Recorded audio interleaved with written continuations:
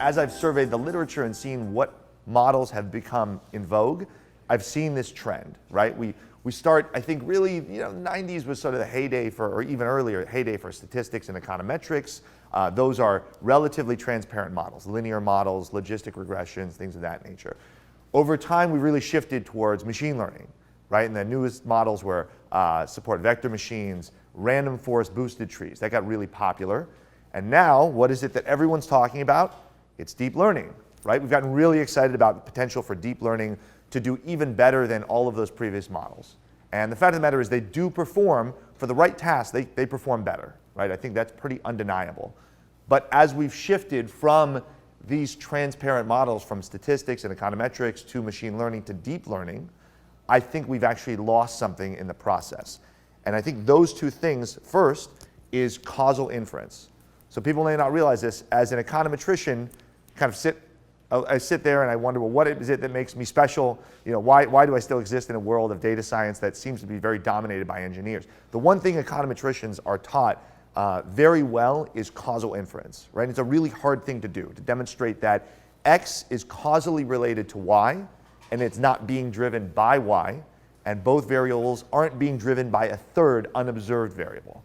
It's hard to do unless you can run experiments, which many of the people in this room may be able to do. If you're doing a retrospective study, causal inference is very hard to do. However, we've shifted away from that. I think over time we've said, you know what, the problems we're encountering in technology, we don't care about causal inference as much as being able to predict an outcome. We don't care if the things we're measuring predict it, we just want to know, hey, is someone going to click on the buy button? And if they are, we can handle that differently than someone who we think is unlikely to be engaged.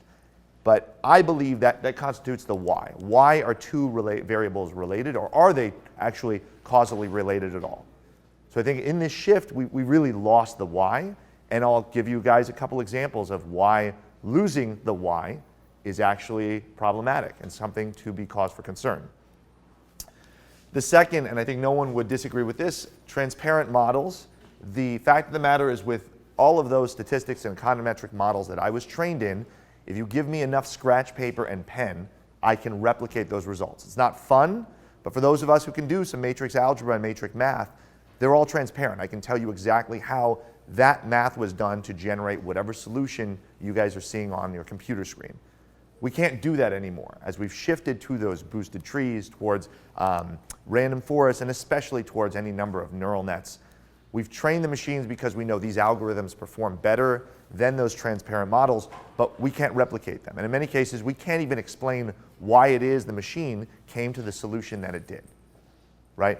And I think that's cause for concern, because I believe that represents the how, which is, as we shift to black boxes, it becomes increasingly difficult to peer under the hood and to understand, well, in what direction are these variables related? Are we looking at some linear relationship, something U-shaped? We just know that, again, we're predicting better, we're happy with that, but we don't understand what variables are influencing that outcome in what direction.